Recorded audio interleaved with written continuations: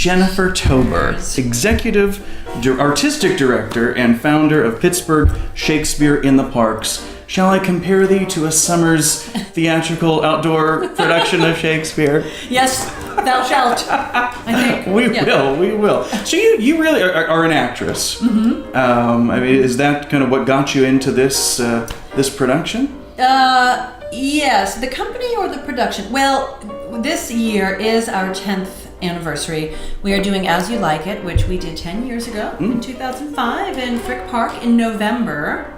And I directed that show, and this year I am acting in it. I'm playing Rosalind, and the director is Lisa Ann Goldsmith, who I've worked with before, and is wonderful. Yeah, you probably know Lisa Ann. Now, it seems like there are a lot of cities in the United States that do outdoor Shakespeare. What is it about Shakespeare? I know that New York City is very famous for their productions in Central Park. So what is it about Shakespeare, do you feel, that really lends itself to an open park environment like that? It's really interesting. I mean, I think, well, Shakespeare wrote his plays, remember, 450-ish years ago.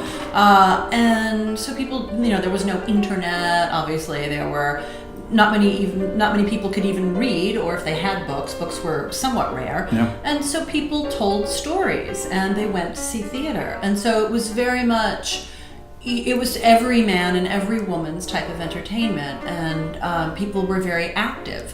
And so I think, sometimes the plays were inside, but candles were expensive. They were dangerous. There was no electricity. Things could burn down very quickly, those wooden theaters. And so they had theater outside largely during the day. And everybody came to it. And, it wasn't we think of Shakespeare today as being formal and very kind of stodgy in some ways, right? I mean, we have people come up to us after a performance of Pittsburgh Shakespeare in the Parks and say, I understood every word. Did you change the language? How did you, but when it was written, it was accessible to people. They understood every word. Shakespeare's not that subtle. Right. And when you're learning Shakespeare, when you're coming up, your teachers often tell you there's no subtext.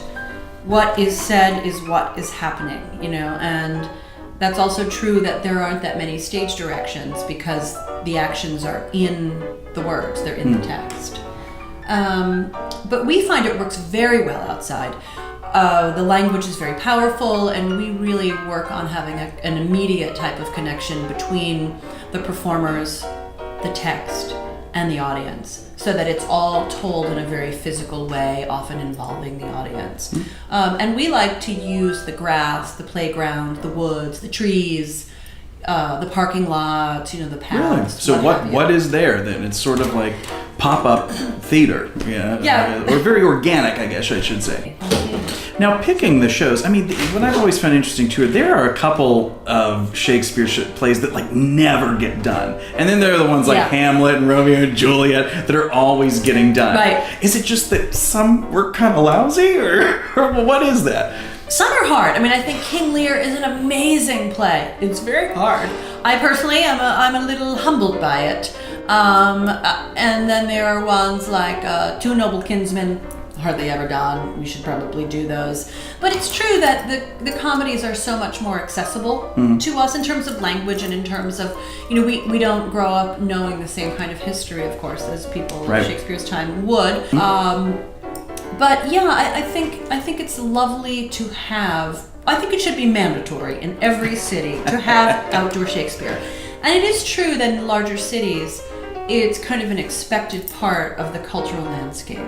New York City, for example, which is where I came before here, which is where I lived for a long time before I moved to Pittsburgh, there's Shakespeare in the parking lot down in the Lower East Side. There's the Public Theater at the Delacorte. There's 20 Shakespeare companies doing stuff all over the city, and I think that's kind of that's an expected part, I think, of the cultural landscape. Whereas here, I think people are still, they're still exploring it, but people always come up to us afterwards. They've only had about 500 years to explore. Come on, get with the program. And people will also come up and say, oh, you guys do it in such a contemporary way. I understood everything. The kids understand everything. We have 3-year-olds who hang out at the, right next to the actors, and we'll talk to them and say like, no, he's really a man, or he's hiding over there, or no, you were supposed to pick up the letter, Romeo. I remember I had a teacher who said, doing Shakespeare is like running a race, and doing outdoor Shakespeare is like doing a marathon or triathlon, because you have to really be in good shape. I better stop drinking this martini. Shakespeare done with a Pittsburgh dialect would be very interesting. As yins like it. As yins like it. That was our T-shirt campaign. That's right. Oh really? Yeah. All right. So As yins like it. Yeah. I thought I was all original. I should have there. worn my As Yins Like It T-shirt. The organization produces one production per year, and this year it is As You Like It, celebrating the first production 10 years ago. So life has come full circle. Yes. And what I think is really great about this is, it performs every weekend in September at a different public park in Pittsburgh. You're like a traveling, band of gypsies. It's really cool. We hitch up our horses, get our caravan. Wow. Now, what do you guys do if it rains? If it rains, we do the show, unless it's pouring, or unless there's thunder and lightning, or some other type of storm that makes it dangerous. But we have done the show in rain. And the first year it snowed. We did the first As You Like It in 2005 in November, and it did snow a little bit. So a light snow. I think that just adds to the drama. Yeah. And again, the wonderful thing about this is all of these performances are free. They're free. It's art for free. Art for art's sake, So now, if they get to Shenley, you said Flagstaff Hill, so that's where they got to go. Otherwise, they might be kind of just have to listen for, where they hear. Right. And people can check out our website. Oh, yes, of course. PittsburghShakespeare.com or PittsburghShakespeare.org. And you can find us on Facebook at Pittsburgh Shakespeare in the Parks. And you can follow us on Twitter at PGH Shakespeare. It's a wonderful addition to our fabulous city of Pittsburgh. Congratulations in advance on a wonderful season. Thank you. Many, many more to come. Happy 10th anniversary. Thank you so much. You are very welcome. See Cheers you in the park. to you. Cheers. We try to make it as sexy as possible. Am I allowed to say that? You can say whatever you like. In a certain way. Not pornographic, but sexy.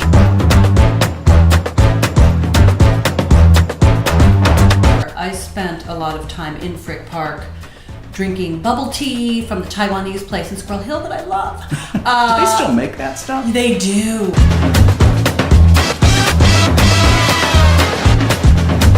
Last year it was just pouring. It had been pouring all morning, just a downpour. And 2 people did come. Wow. And but we there was no point in doing it. I'd have just taken them out to lunch, And that's what we did. We went to Silky's. Yeah, we went to Silky's. That's awesome. In Squirrel Hill. So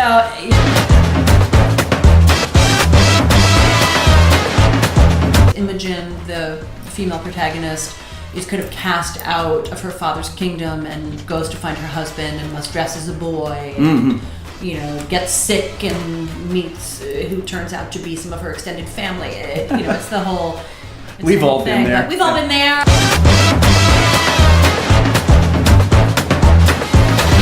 I remember one time seeing Henry IV parts 1 and 2 at the Folger in DC, and you could take your beer in. That's how it ought to be. That's how it ought to be.